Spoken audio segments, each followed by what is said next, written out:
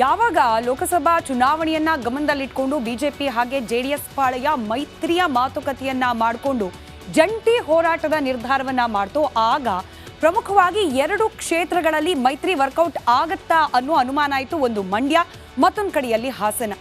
ಮಂಡ್ಯದ ಹಾಗೂ ಹೀಗೂ ಸರಿದೂಗಿಸ್ಕೊಂಡು ಹೋಗುವ ಪ್ರಯತ್ನದಲ್ಲಿ ತಕ್ಕ ಮಟ್ಟಿಗೆ ಬಿಜೆಪಿ ಹಾಗೆ ಜೆಡಿಎಸ್ ಪಾಳೆಯ ಯಶಸ್ವಿಯಾಗಿದೆ. ಆದರೆ ಹಾಸನ ಈ ಕ್ಷಣಕ್ಕೂ ಕೂಡ ಕಗ್ಗಂಟಾಗೆ ಮುಂದುವರೆದಿದೆ.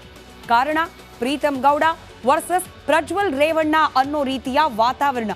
ಮೇಲ್ನೋಟಕ್ಕೆ ಮಾಧ್ಯಮದ ಮುಂದೆ ಮಾತನಾಡುವ ಸಂದರ್ಭದಲ್ಲಿ ಎಲ್ಲವೂ ಸರಿ ಇದೆ ಅನ್ನೋ ರೀತಿಯಲ್ಲಿ ಮಾತನಾಡ್ತಿದ್ರು ಕೂಡ ಒಳಗೊಳಗೆ ಆ ಒಂದು ಅಸಮಾಧಾನ, ಈ ಮೈತ್ರಿ ವಿಚಾರದಲ್ಲಿ ಮೂಡದ ಒಮ್ಮತ ಮುಂದುವರೆದಿದೆ ಅನ್ನೋದು ಬಹಳ ಸ್ಪಷ್ಟವಾಗ್ತಾ ಇದೆ. ಇದಕ್ಕೆ ರಾಜ್ಯ ಬಿಜೆಪಿ ಚುನಾವಣಾ ಉಸ್ತುವಾರಿಗಳು ಕೂಡ ಇವತ್ತು ರಿಯಾಕ್ಟ್ ಮಾಡಿದ್ದು ಅಡ್ಡಗೋಡೆ ಮೇಲೆ ದೀಪ ಇಟ್ಟಂತೆಯೇ ಇತ್ತು.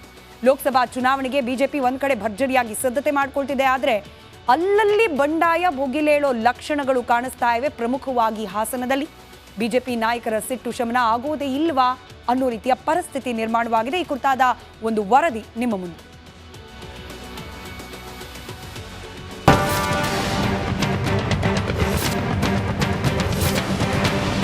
ಹಾಸನ ಚುನಾವಣೆ ರಂಗೇರ್ತಿದೆ. ಕಾಂಗ್ರೆಸ್ ಅಭ್ಯರ್ಥಿ ದೋಸ್ತಿ ಅಭ್ಯರ್ಥಿ ಮಧ್ಯೆ ಕಿತ್ತಾಟ ನಡೆಯುವುದರ ಬದಲು ದೋಸ್ತಿ ನಾಯಕರಲ್ಲೇ ಕಿತ್ತಾಟ ಜೋರಾಗಿದೆ. ಕನಸು ಮನಸ್ಸಿನಲ್ಲಿಯೂ ದೇವೇಗೌಡ ಕುಟುಂಬದ ವಿರುದ್ಧ ರಾಜಕಾರಣ ಮಾಡೋ ಪ್ರೀತಮ್ ಗೌಡ್ರು ಇದೀಗ ಪ್ರಜ್ವಲ್ ರೇವಣ್ಣ ಮೇಲೆ ಮುನಿದಿದ್ದಾರೆ. ಎಲ್ಲಿಯೂ ಅಭ್ಯರ್ಥಿ ಹೆಸರು ಹೇಳದೆ ಕೇವಲ ಎನ್ಡಿಎ ಕ್ಯಾಂಡಿಡೇಟ್ ಅಂತ ಉಲ್ಲೇಖಿಸಿ ಅಡ್ಡಗೋಡೆ ಮೇಲೆ ದೀಪವಿಟ್ಟಿದ್ದಾರೆ.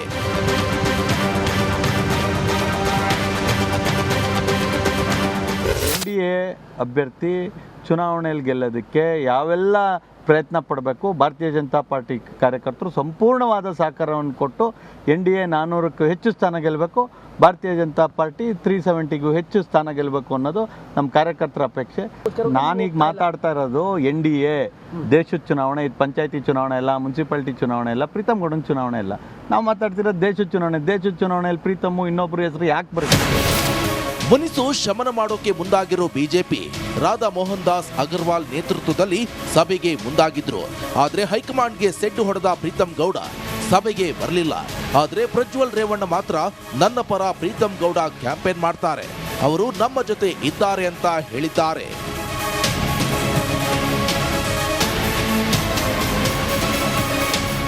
ಮೀಟಿಂಗಲ್ಲಿ ಪ್ರಸ್ತಾವನೆ ಆಗಿದ್ದು ಎಲ್ಲರೂ ಒಗ್ಗಟ್ಟಾಗಿ ಮಾಡಬೇಕು, ಎಲ್ಲ ಕಡೆ ಸನ್ಮಾನ್ಯ ಸಭೆಗಳಾಗಬೇಕು, ಬೂತ್ ಲೆವೆಲಲ್ಲಿ ಹೋಬಳಿ ಲೆವೆಲಲ್ಲಿ ಸನ್ಮಾನ್ಯ ಸಭೆಗಳಾಗಬೇಕು, ಎಲ್ಲರೂ ಬಂದು ಒಟ್ಟು ಕೆಲಸ ಮಾಡಬೇಕು ಅನ್ನೋದ್ರ ಬಗ್ಗೆ ಚರ್ಚೆ ಆಯಿತು. ಆಮೇಲೆ ಪ್ರೀತಮ್ ಗೌಡ್ರೂ ಬಂದು ನಾವು ಕೆಲಸ ಮಾಡ್ತೀವಿ, ನಾವು ಎನ್ ಡಿ ಎ ಅಭ್ಯರ್ಥಿ ಪರ ನಿಂತು ಅವ್ರ ಜೊತೆಗಿರ್ತೀವಿ, ಅವ್ರಿಗೆ ಸಂಪೂರ್ಣ ಬೆಂಬಲ ಕೊಡ್ತೀವಿ ಅನ್ನೋದ್ರ ಬಗ್ಗೆ ಚರ್ಚೆ ಆಗಿದೆ. ಹಾಸನದಲ್ಲಿ ಸಮಸ್ಯೆ ತಾಂಡವವಾಡ್ತಿದ್ರು ಕೂಡ ರಾಜ್ಯ ಬಿಜೆಪಿ ಚುನಾವಣಾ ಉಸ್ತುವಾರಿ ರಾಧಾ ಮೋಹನ್ ದಾಸ್ ಏನೂ ಆಗಿಲ್ಲ ಅಂತಿದ್ದಾರೆ. What is the problem with Pritham Gowda? I don't know.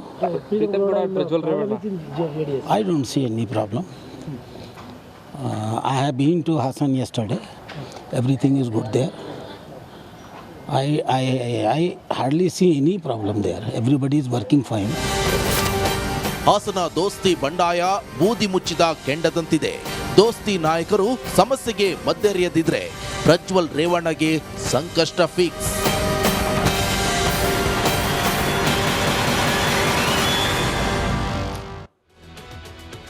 Preetham Gowda ಹಾಗೆ ಜೆಡಿಎಸ್ ನಾಯಕರ ನಡುವಿನ ಈ ಮುನಿಸು ಇಂದು ನೆನೆಯದಲ್ಲ ನೋಡಿ. 2019ರಿಂದಲೂ ಕೂಡ ಹಾಸನದಲ್ಲಿ ಈ ಫೈಟ್ ನಡೀತಲೇ ಬಂದಿದೆ. ಈಗ ಇದ್ದಕ್ಕಿದ್ದ ಹಾಗೆ ಮೈತ್ರಿ ಆಗುತ್ತೆ, ಮೈತ್ರಿ ಆದ ತಕ್ಷಣ ಎಲ್ಲವೂ ಕೂಡ ಸರಿ ಹೋಗ್ಬಿಡ್ಬೇಕು ಅಂತಂದ್ರೆ ಅಷ್ಟು ಸುಲಭವಾಗಿ ಸರಿ ಹೋಗುವಂಥದ್ದಲ್ಲ ಈ ಮುನಿಸು. ಏನಾಗಿತ್ತು, ಯಾವ ಕಾರಣಕ್ಕೆ ಈ ರೀತಿಯಲ್ಲಿ ಮುನಿಸಿದೆ ಅಲ್ಲಿನ ಬಿಜೆಪಿ ಹಾಗೆ ಜೆಡಿಎಸ್ನ ನಾಯಕರು ಕಾರ್ಯಕರ್ತರ ನಡುವೆ ಒಂದಷ್ಟು ಅಂಶಗಳನ್ನು ಕ್ವಿಕ್ ಆಗಿ ಗಮನಿಸ್ತಾ ಹೋಗೋಣ. ಹಾಸನದಲ್ಲಿ ಜೆಡಿಎಸ್ ಹಾಗೆ ಬಿಜೆಪಿ ಮೈತ್ರಿ ಗೊಂದಲ ಈ ಕ್ಷಣದವರೆಗೂ ಕೂಡ ಮುಂದುವರೆದಿದೆ. ರಾಧಾ ಮೋಹನ್ ದಾಸ್ ಅವರು ಹೇಳ್ತಿದ್ದಾರೆ ಏನೂ ಇಲ್ಲ, ಎಲ್ಲವೂ ಕೂಡ ಇಟ್ಸ್ ಫೈನ್ ಅಂತ ಹೇಳಿ. ಆದರೆ ಹಾಗಿಲ್ಲ ಅನ್ನೋದು ಇವತ್ತು ಕೂಡ ಪ್ರೀತಮ್ ಗೌಡ ಅವರ ಮಾತುಗಳಲ್ಲಿ ವ್ಯಕ್ತವಾಗ್ತಾ ಇತ್ತು. ಪ್ರಜ್ವಲ್ ರೇವಣ್ಣ ಅನ್ನೋ ಹೆಸರೇ ಬರಲಿಲ್ಲ. ಎನ್ಡಿಎ ಅಭ್ಯರ್ಥಿ ಅಂತಂದ್ರು, ಇದು ಲೋಕಲ್ ಫೈಟ್ ಅಲ್ಲ, ಪಂಚಾಯಿತಿ ಚುನಾವಣೆ ಅಲ್ಲ, ಪ್ರೀತಮ್ ಗೌಡ ಎಲೆಕ್ಷನ್ ಅಲ್ಲ ಅಂತ ಹೇಳುವ ಮೂಲಕ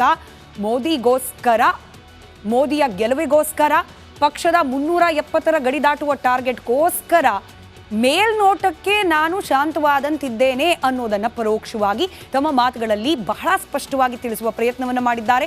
ಅಲ್ಲಿಗೆ ಈ ಮೈತ್ರಿ ಗೊಂದಲ ಮುಗಿದಿಲ್ಲ ಅನ್ನೋ ಸೂಚನೆಯನ್ನ ಕೂಡ ನೀಡಿದ್ದಾರೆ. ಇನ್ಫ್ಯಾಕ್ಟ್ ದೇವೇಗೌಡರು ಈ ಬಗ್ಗೆ ಮಾತನಾಡೋ ಸಂದರ್ಭದಲ್ಲಿ ಅಮಿತ್ ಶಾ ಅವ್ರಿಗೂ ಕೂಡ ಗೊತ್ತಿದೆ, ಹಾಸನದಲ್ಲಿ ಮೈತ್ರಿ ಲೆಕ್ಕಾಚಾರಗಳು ಅಂದ್ಕೊಂಡಂತೆ ಇಲ್ಲ ಅನ್ನೋದನ್ನ ದೇವೇಗೌಡರೇ ಪ್ರಸ್ತಾಪ ಮಾಡಿದ್ರು ಅನ್ನೋದನ್ನ ಇಲ್ಲಿ ಮತ್ತೊಮ್ಮೆ ಸ್ಮರಿಸಬಹುದು. ಇದರ ಜೊತೆಗೆ ಹಾಸನಕ್ಕೆ ಉಸ್ತುವಾರಿ ರಾಧಾ ಮೋಹನ್ ದಾಸ್ ಅವರು ಕೂಡ ಎಂಟ್ರಿ ಕೊಟ್ಟಿದ್ದಾರೆ. ಈಗಷ್ಟೇ ಅವರ ಮಾತನ್ನ ಗಮನಿಸಿದ್ರಿ. ಮಾಧ್ಯಮಗಳ ಮುಂದೆ ಎಲ್ಲವೂ ಸರಿ ಇದೆ ಅನ್ನೋ ಅನಿವಾರ್ಯದ ಸ್ಪಷ್ಟನೆಯನ್ನ ನೀಡಲೇಬೇಕು, ಅದು ಕೊಟ್ಟಿದ್ದಾರೆ. ಆದರೆ ಅವ್ರಿಗೂ ಕೂಡ ಗೊತ್ತಿದೆ, ರಾಜ್ಯ ಬಿಜೆಪಿ ಚುನಾವಣಾ ಉಸ್ತುವಾರಿಯವ್ರಿಗೂ ಗೊತ್ತಿದೆ ಹಾಸನದಲ್ಲಿ ಎಲ್ಲವೂ ಸರಿ ಇಲ್ಲ ಅಂತ ಹೇಳಿ. ಹಾಗಾಗಿ ಹೆಚ್ಚಿನ ಗಮನವನ್ನ ಆ ಕ್ಷೇತ್ರ ವ್ಯಾಪ್ತಿಯಲ್ಲಿ ವಹಿಸಿದ್ದಾರೆ. ಆದರೂ ಕೂಡ ಅವ್ರು ಬಂದರೂ ಕೂಡ ಈ ಮೈತ್ರಿ ಮುಸುಕಿನ ಗುದ್ದಾಟ ಈಗಲೂ ಕೂಡ ಹಾಗೇ ಮುಂದುವರೆದಿದೆ. ಪ್ರೀತಮ್ ಗೌಡ ಹಾಗೆ ದೇವೇಗೌಡರ ಕುಟುಂಬದ ನಡುವೆ ವಾಕ್ ಸಮರ ಆಲ್ಮೋಸ್ಟ್ 2019ಕ್ಕಿಂತ ಮುಂಚೆಯಿಂದ ಪ್ರಾರಂಭವಾಗಿ ಈ ದಿನದವರೆಗೂ ಕೂಡ ನಡೆಯುವ, ಪ್ರೀತಮ್ ಗೌಡ ಅವರ ಮಾತಿನಲ್ಲೇ ಹೇಳಬೇಕಂತಂದ್ರೆ ಪಂಚಾಯಿತಿ ಚುನಾವಣೆಯಿಂದ ಹಿಡಿದು ಇದೀಗ ಲೋಕಸಮರದವರೆಗೂ ಕೂಡ ವಾಕ್ ಸಮರ ಮುಂದುವರೆಕೊಂಡೇ ಬಂದಿತ್ತು ಮೈತ್ರಿ ಆಗೋವರೆಗೂ.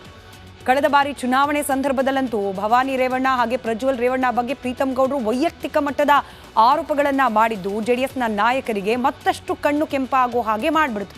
ಇನ್ಫ್ಯಾಕ್ಟ್ ಕಳೆದ ಬಾರಿಯ ವಿಧಾನಸಭಾ ಚುನಾವಣೆಯಲ್ಲಿ ಸ್ವರೂಪ್ ಅವರು ಗೆಲ್ಲೋಕೆ ಹಾಗೆ ಪ್ರೀತಮ್ ಅವರು ಸೋಲೋಕೆ ಪ್ರಜ್ವಲ್ ರೇವಣ್ಣ ಅವರ ಈಗ ಹಾಲಿ ಮೈತ್ರಿ ಕ್ಯಾಂಡಿಡೇಟ್ ಆಗಿ ಏನು ಹಾಸನದಲ್ಲಿ ನಿಂತಿದ್ದಾರೆ, NDA ಕ್ಯಾಂಡಿಡೇಟ್ ಅಂತ ಹೇಳಿ ಪ್ರೀತಮ್ ಗೌಡ ಅವರು ಹೇಳಿದ ಪ್ರಜ್ವಲ್ ರೇವಣ್ಣ ಅವರೇ ಪ್ರೀತಮ್ ಅವರ ಸೋಲಿಗೆ ಕಾರಣ ಅನ್ನೋ ಮುನಿಸು ಕೋಪ ಕೂಡ ಪ್ರೀತಮ್ ಗೌಡ ಹಾಗೆ ಅವರ ಬೆಂಬಲಿಗರಿಗೆ ಇದ್ದೇ ಇದೆ.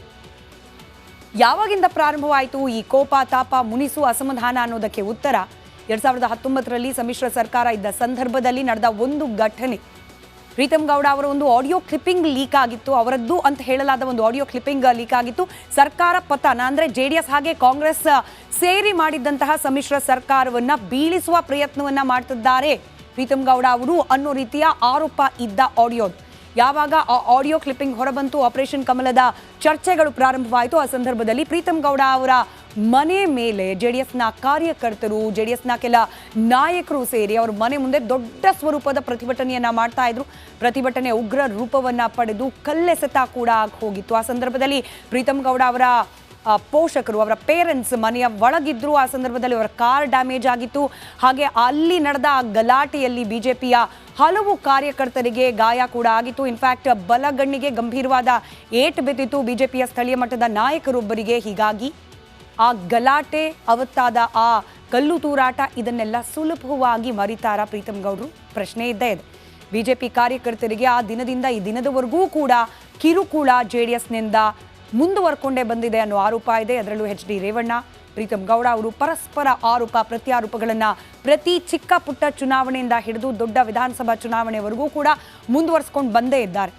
ಇನ್ನು ರಾಜ್ಯದ ನಾಯಕರಿಗೂ ಕೂಡ ಈ ಒಂದು ಮುಸುಕಿನ ಗುದ್ದಾಟ ತಲೆಬಿಸಿಯಾಗಿ ಕನ್ವರ್ಟ್ ಆಗಿದೆ. ಆ ತಲೆಬಿಸಿಯನ್ನು ಹೋಗ್ಲಾಡಿಸ್ಕೊಳ್ಳಿಕ್ಕೆ ಎಷ್ಟೇ ಮದ್ದರಿಯುವ ಪ್ರಯತ್ನ ಮಾಡಿದ್ರೂ ಕೂಡ ರಾಜ್ಯ ಮಟ್ಟದ ನಾಯಕರು ಮಾಡ್ತಾ ಇರುವ ಎಲ್ಲ ಪ್ರಯತ್ನಗಳಿಗೆ ಡೋಂಟ್ ಕೇರ್ ಅನ್ನೋ ರೀತಿಯಲ್ಲೇ ಇದೆ ಸದ್ಯಕ್ಕೆ ಪ್ರೀತಮ್ ಗೌಡ ಅವರ ರಿಯಾಕ್ಷನ್.